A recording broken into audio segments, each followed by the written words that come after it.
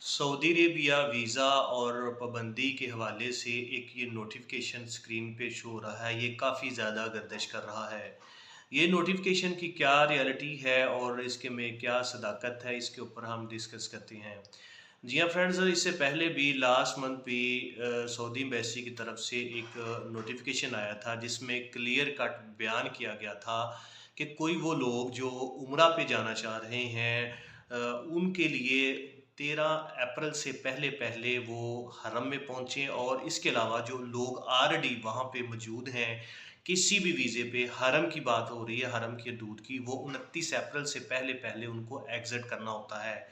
ये हर साल की तरह इस साल भी यही रियलिटी है कि हज की वजह से एक टाइम स्पैन प्रोवाइड कर दिया जाता है, एक वक़्फ़ा दे दिया जाता है, जिसमें उस वक़्फ़े के दौरान सिर्फ़ और सिर्फ़ जो हाजी होते हैं, वो ही उस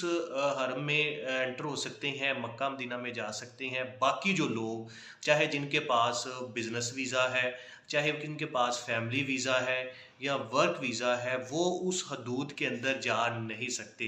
ये स्पेशल जो प्रोटोकॉल, ये स्पेशल अरेंजमेंट होती है, स्पेशली हज के लिए होती है। सो इसमें कोई सदाकत नहीं है कि आपको जो सऊदी अरेबिया छोड़ना पड़ेगा या 13 अप्रैल से पहले या 29 अप्रैल पे। ये उन लोगों के लिए हदायत हैं कि जो उम्रे के वीज़ा पे ऊपर हैं और उन लोगों को, कई लोगों को वीज़ा जो ग्रांट हुए हैं उसके ऊपर भी मेंशन किया गया है कि आप लास्ट डेट जो आपकी हरम में एंटर होने की 13 अप्रैल है और वापसी जो है वो 29 अप्रैल से पहले-पहले है। सो इस हिसाब से कोई लोग जो वहाँ पे फैमिली वीज़े पे हैं, वर्क वीज़े पे हैं या वो बिज़नेस वीज़े पे हैं, अगर वो उम्रा करने की गर्ज़ से या नियत से इन 2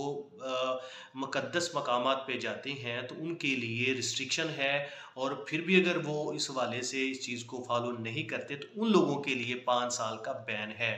लिहाज़ा जो ओवरऑल जो वीज़ा की सिचुएशन ये है कि हज की वजह से ये उन्होंने हर साल की तरह ये ट्रैवल एडवाइज़री जारी जारी करते हैं। लेकिन बाकी जो सिटी हैं, मक्का मदीना के अलावा किसी कोई भी वीज़ा है आपके पास, स्पेशली वर्क वीज़ा है, फैमिली वीज़ा है, बिज़नेस वीज़ा है, सिंगल एंट्री है या मल्टीपल एंट्री है, वहाँ पे ट्रैवल कर सकते हैं। लेकिन उन 2 सिटीज़ में इस टाइम फ्रेम के अंदर नहीं जा सकते। सो ये इसके अलावा जो बैन उन लोगों के लिए बैन होगा कि जो कि इन हदायत पे अमल नहीं करते या फिर भी वहाँ पे कोशिश करते हैं, उनको ये समझा जाता है कि ये शायद हज की नीयत से यहाँ पे आए हैं और झूठे तरीके से, जाली तरीके से हाजियों के साथ शामिल होके फ्री ऑफ कॉस्ट हज करना चाहते हैं। इस वजह से उन्होंने ये साल साल के